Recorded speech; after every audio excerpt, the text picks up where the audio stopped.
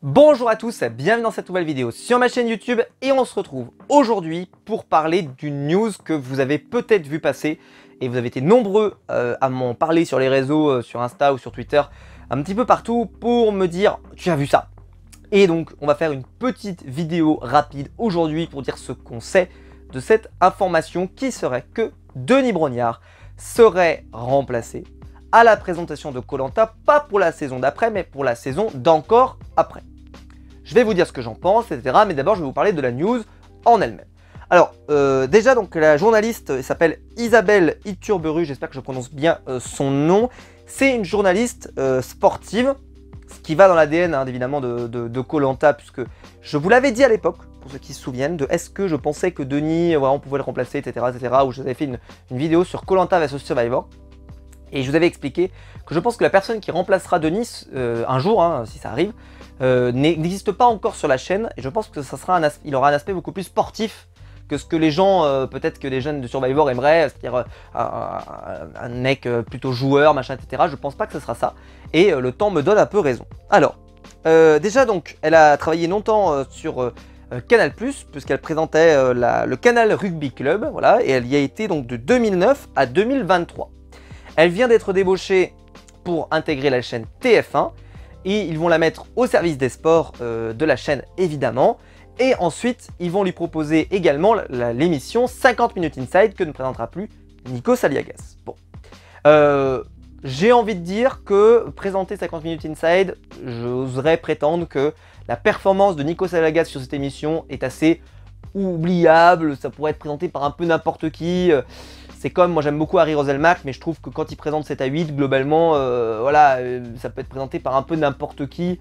C'est bien parce que ça incarne le programme, c'est pas si mal, mais globalement il fait que des lancers de plateau, tu vois, c'est pas très intéressant, c'est pas exceptionnel comme présentation. Voilà. Quand, je vais vous faire des comparaisons, mais donc elle arrive sur TF1 et on lui propose pour le moment donc que 2 émissions. Bon. TF1, ils ont parfois une tendance, voilà, à mettre des animateurs ou animatrices et de les mettre beaucoup en avant. Quand est arrivé Camille Combal, il y a eu beaucoup de remarques sur le fait que Camille Combal, on lui donnait énormément de choses. Déjà, il a présenté, évidemment, hein, vous l'avez vu, Danse avec les stars. Ça, c'est son programme phare quand il est arrivé. Mais surtout, on lui a offert une énorme marque. Ça, vous l'avez pas oublié, vous l'avez peut-être oublié. Mais c'est, on lui a offert Qui veut gagner des millions. Énorme. C'est un mastodonte. C'est un truc historique dans l'histoire de la télévision, etc. Sauf que ça s'est fait parce que Jean-Pierre Foucault a un certain âge, il faut le dire aussi, et a décidé donc de passer la main à Camille Combal. Ça s'est fait en grande intelligence, ça s'est fait, voilà, je pense à un moment aussi où voilà, Jean-Pierre Foucault, il a, je sais pas quel âge il a, mais en tout cas il est très âgé. Voilà, c'était fait dans le sens, voilà, ça a été fait, ça a été bien fait, on va le dire comme ça. Camille Combal a donc récupéré cette émission. Moi, j'ai fait une vidéo pour expliquer que Camille Combal avait eu du mal avec le jeu Qui veut gagner des millions parce que la patte de Jean-Pierre Foucault a été énorme sur le programme. Et quand il est arrivé avec son style, ce que je trouve très bien parce que c'est son style, mais ça marchait pas très bien avec le jeu. Là, aujourd'hui, ils l'ont mis sur La Famille en Or, qui est un jeu aussi qui avait été pas mal incarné par De Chavannes. Voilà, ils ont essayé de le relancer un peu, ils ont... Bon, je trouve que sa performance n'est pas extraordinaire, j'ai déjà vu quelques petits extraits, mais ceci étant, je trouve qu'il s'en sort pas trop mal. Sauf que c'est un programme qui, on sait, a pas eu bonne presse parce qu'on a dit que ça était mal sorti, etc. etc. Bref, c'est pour dire que on a créé l'émission voilà, avec Camille, on lui donne beaucoup de choses, Camille et Images, etc., etc., etc. Mais la grosse marque qu'on lui a donnée, c'est Qui veut gagner des millions, et il l'a plus ou moins planté parce qu'il n'y a plus de Qui veut gagner des millions aujourd'hui. C'est-à-dire que voilà, je trouve qu'il n'y en a plus. Enfin, je sais pas. Vous en avez revu à ça? Et donc là se pose la question. Elle arrive, d'accord? Et on lui donnerait, j'utilise des conditionnels, la saison de Koh Lanta. Je vais vous donner une raison pour laquelle je suis sûr déjà que ça n'arrivera pas la saison d'après. C'est-à-dire que, pour information, donc j'ai lu la news, elle est sortie donc de Guillaume Janton sur sa chaîne de radio. Elle a été reprise par Téléstar, par Public, etc. etc. Bon. Pour l'instant, si je lis Téléstar, ils nous disent voilà, que ni TF1, ni Denis Brognard, ni même Isabelle Iturberu, ni même la prod ALP n'a réagi à cette information. Personne n'a réagi. Bon. Ni pour dire que c'était vrai, ni pour dire que c'était faux. Hein. Quand même intéressant. On a, bon, une personne qui va arriver. Lui donner Koh Lanta ce n'est pas possible, je pense, pour la saison d'encore après. Pourquoi? Parce que je pense que ça sera un All-Star. Quand Denis Brognard nous a quittés à la fin de l'émission la dernière fois, il nous a dit on vous donne rendez-vous pour une prochaine saison, etc. Et il n'a pas lancé de casting. Il n'a pas lancé de casting. Ce qui pour moi sous-entend que la prochaine saison, pas la saison qui arrive, mais la saison d'encore après, sera un... alors je dis All-Star, mais je pense que ça sera un Koh-Lanta de la seconde chance. Voilà, ce sera un peu la revanche des héros. Je pense qu'il n'y aura pas de gagnant. Il n'y aura que des gens qui ont perdu et qui reviendront chercher une victoire. J'en suis quasiment persuadé. Je pense que ce sera ça l'état d'esprit du casting. Je peux me tromper, mais je pense que ce sera ça. Donc ce qui fait qu'ils vont reprendre des perdants, donc il y aura notamment Freddy, il y aura certainement peut-être Nicolas, peut-être Tania, etc. etc. Je vous ferai peut-être, si ça vous intéresse, une vidéo sur un casting comme ça, un peu de la deuxième chance que j'imagine. Dites-moi dans les commentaires ou faites-moi des propositions si ça vous intéresse. Et donc, bon, la direction de TF1, pour Guillaume Janton donc précise que pour quelles raisons ils vont changer l'animation de Koh-Lanta, c'est qu'ils veulent féminiser ses antennes et souhaiteraient remplacer Denis Brognard à la tête de Koh-Lanta par une animatrice. Donc, deux raisons déjà.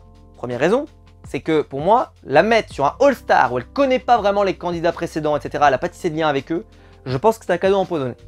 C'est un cadeau empoisonné. Parce que les candidats ils vont revenir, ils ont tissé un lien avec Denis, etc. Je pense que s'ils reviennent, c'est pas animé par... je pense que ça marchera pas. Enfin, je pense que ça va créer un rejet. J'en suis quasiment persuadé. Vous pouvez me dire dans les commentaires si vous pensez que j'ai tort. Donc pour moi, si ça devait démarrer, je pense qu'elle démarrait la saison d'encore après. Parce que ça serait un nouveau cycle. Voilà, il y a un All-Star qui est passé, etc. Donc ça serait un nouveau cycle qui démarre pour Koh-Lanta. Ok. Mais là, la raison, ce serait pas parce que Denis n'est plus performant, pas parce que Denis est vieux, etc. Ce serait pour féminiser l'antenne. Parce que moi, j'ai vu des gens qui ont dit, bah, c'est parce que, voilà, à cause des accusations qu'il y a eu sur Denis, etc., etc., voilà, etc. Au final, je rappelle que Denis, j'ai fait une vidéo complète sur ce sujet. Denis ne s'est pas caché, n'a pas fait comme dans beaucoup d'autres histoires où il a dit non, machin, etc. Il a dit c'est vrai, je n'ai pas été, franchement, la pression, etc., etc.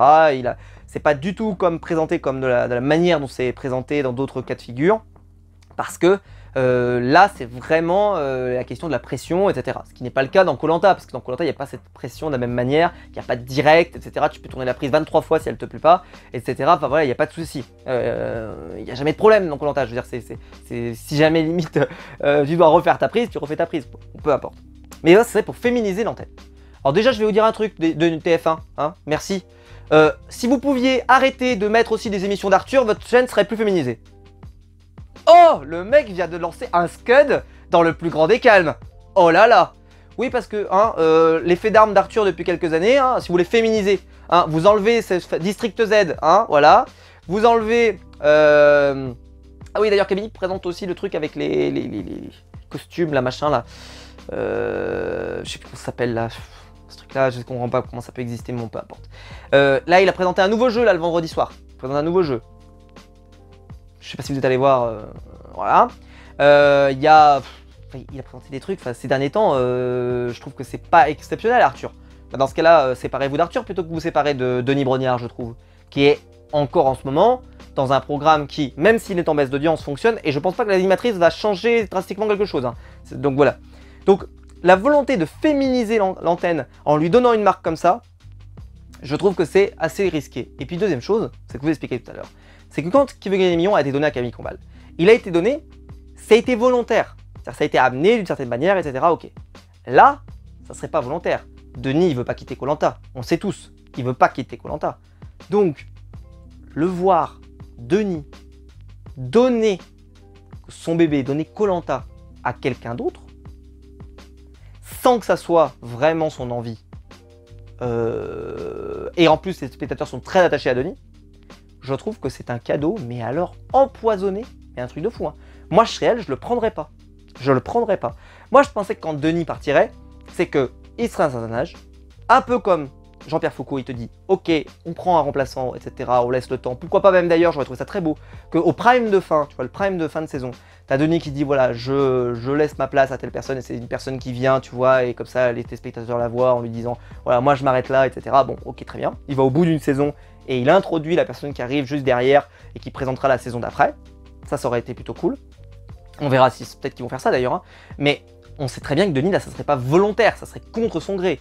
Et alors, si c'est contre son gré, il va falloir le faire avaler à la pilule aux gens, parce que ça va pas être fait. Et puis aussi, c'est pas un cadeau. La comparaison, elle va être rude, parce que est-ce qu'elle présentera mieux que Denis Brognard? Denis Brognard, il a vachement incarné le programme, beaucoup. Il a vraiment mis sa patte, on le voit, avec des fois des choses qu'on aime, des fois des choses qu'on n'aime pas, certes, mais il a vachement mis sa patte. Là, si jamais elle arrive dans un programme comme ça, alors elle peut mettre sa patte, évidemment, hein, comme Camille l'a fait dans Qui veut gagner des millions, etc. Ok, mais je trouve que c'est un cadeau empoisonné. Donc voilà, dites-moi ce que vous en pensez dans les commentaires. Est-ce que alors moi honnêtement, vu que je suis pas très sport, moi à part le tennis, je regarde pas grand chose, je la connais pas extraordinairement, je sais, je l'ai déjà vue. Elle a l'air d'être une journaliste plutôt talentueuse, je voudrais pas en dire du mal sans raison, elle a l'air plutôt douée. Est-ce que vraiment elle est faite pour présenter un gros barnum comme Koh Lanta? Je ne sais pas. Après, ça m'a fait rire parce que c'est TF1, enfin on dit que c'est TF1 qui voudrait ça. Mais je crois que Denis, en gros, il a un contrat avec TF1, mais il a un contrat aussi avec ALP aussi, donc je sais pas trop, est-ce que c'est possible, est-ce que c'est vraiment possible? Ça aussi, c'est des enjeux qu'on n'a pas, on sait pas. Est-ce que... Parce que la raison de la féminisation de l'antenne, honnêtement, bah, créez-lui des marques. Donnez-lui une marque, donnez-lui un truc. Donnez-lui un vrai programme à présenter, etc. etc. Moi, je trouve que ça serait mieux que de lui donner un cadeau empoisonné qu'est Koh Lanta. C'est mon avis. En tout cas, dites-moi dans les commentaires ce que vous en pensez, ce que vous aviez vu circuler cette news. Est-ce que vous y croyez? Moi, je ne l'ai pas dit, hein, mais j'y crois pas du tout. J'y crois pas du tout. Je trouve que c'est un cadeau empoisonné, déjà parce que c'est un All-Star. Voilà, pour moi, c'est la raison numéro 1, c'est que vu que c'est un All-Star, pour moi, la saison d'après, pas cette saison, mais la saison qui arrive, la saison de... pas la saison qui arrive, la saison d'encore après, je la vois pas arriver sur un All-Star. Je ne la vois pas arriver sur un All-Star, ça me semble impossible. Impossible. Je peux me tromper, hein, mais j'y crois pas. Voilà, donc en tout cas j'espère que la vidéo vous aura plu. Si c'est le cas, vous pouvez la liker, vous pouvez vous abonner, vous pouvez la partager sur les réseaux sociaux. Il y a le bouton rejoindre juste en dessous pour devenir membre soutien et je vous en remercie. Et quant à nous, on se retrouve très vite pour de nouvelles vidéos sur ma chaîne YouTube. Ciao!